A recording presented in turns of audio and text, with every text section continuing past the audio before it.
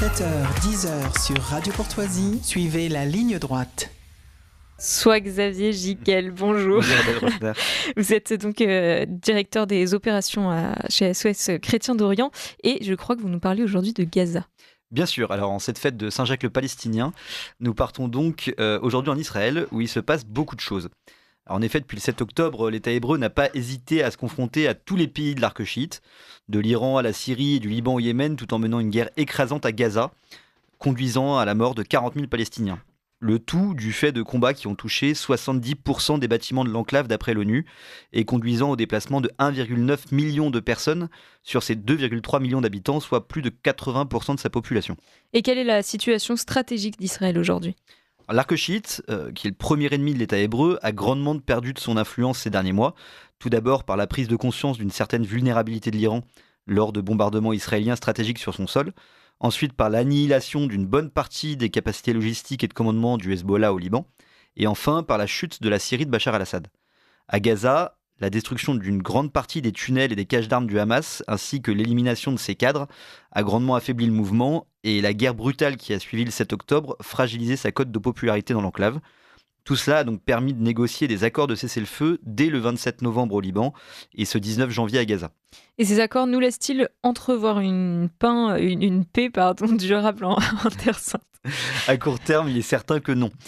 Pour ce qui est de la Palestine, malgré l'affaiblissement préalablement soulevé, il convient de souligner que de la bouche même de l'ancien secrétaire d'État américain Anthony Blinken, le Hamas a recruté autant d'hommes qu'il en a perdu. C'est ce constat et les images chocs des troupes de terroristes défilant en vainqueurs dans les rues de Gaza qui a conduit les autorités israéliennes à bloquer le retour des réfugiés dans le nord de l'enclave, alors qu'une bonne partie de la classe politique israélienne milite pour reprendre la guerre au plus vite, et que Donald Trump annonçait vouloir vider l'enclave de ses habitants et les reloger en Jordanie ou en Égypte.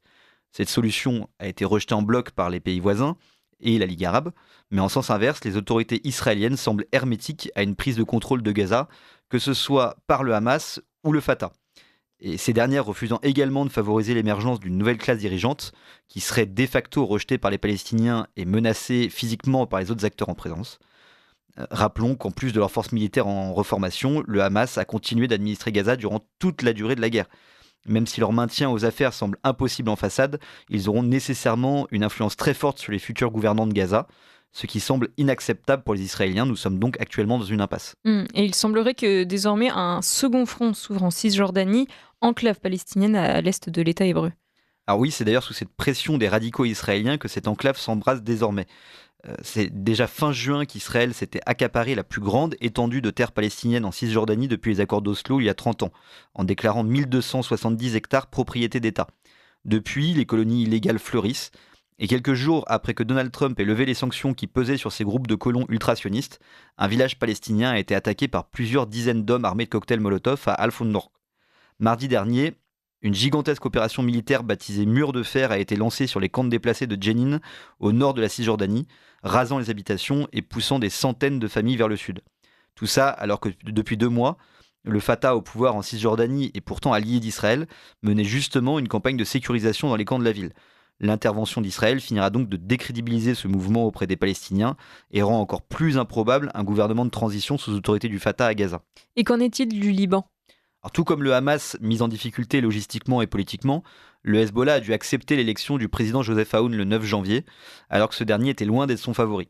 Il garde cependant une force de déstabilisation importante qui s'est illustrée ce week-end. Là où l'accord de cessez-le-feu prévoyait un retrait des troupes israéliennes du sud du pays au 26 janvier, Benjamin Netanyahou annonçait récemment une prolongation des opérations dans la région au moins jusqu'au 18 février. Il n'en fallait pas moins au Hezbollah pour encourager les populations du Sud à forcer les barrages de l'armée libanaise le jour J et à se diriger vers les troupes israéliennes occupant 60 localités. On dénombrait ce dimanche 22 morts et 124 blessés civils à la suite de cette tentative de coup de force contre une occupation, rappelons-la, illégale. Même si, comme à Gaza, les groupes armés ne semblent pas vouloir ni pouvoir se relancer dans un conflit ouvert, la multiplication de provocations et de tensions face à un État qui ne semble pas avoir trouvé ses limites dans la violence semble extrêmement dangereux. Et est-ce que les acteurs internationaux pourront avoir une influence sur ce conflit ? Alors de ce que nous observons depuis 15 mois, personne ne semble vraiment pouvoir influencer les plans de Benjamin Netanyahou, rappelons-le, sous le coup d'un mandat d'arrêt de la Cour pénale internationale. Alors que la France a participé à négocier le cessez-le-feu au Liban, De retour du pays de Cèdre, Emmanuel Macron a appelé samedi les deux parties à respecter leurs engagements dans les plus brefs délais. Ces demandes ne semblent pour l'instant pas avoir ému plus que ça le Premier ministre israélien. C'est donc aujourd'hui vers Donald Trump que tous les regards semblent tourner. Ce dernier semble attaché sincèrement à un certain retour à la paix. Cependant, son manque d'objectivité bien connu sur la question pourrait aussi mettre en danger cette trêve extrêmement fragile. Ce dernier a d'ailleurs déjà levé le gel décrété par Biden sur la livraison de bombes lourdes à Israël. Encourageant les colons à poursuivre les attaques en Cisjordanie tout en laissant entendre qu'il soutenait des vues les plus extrémistes appelant à la déportation des Gazaouis vers l'étranger, il ne faudrait pas que le blanc-seing promis à Netanyahou en cas de rupture de la trêve par le Hamas encourage le dirigeant israélien exalté par sa base à reprendre le conflit de manière encore plus brutale. Eh bien, merci beaucoup François-Xavier Gicquel pour cette chronique, ce point sur la situation entre Israël et Gaza.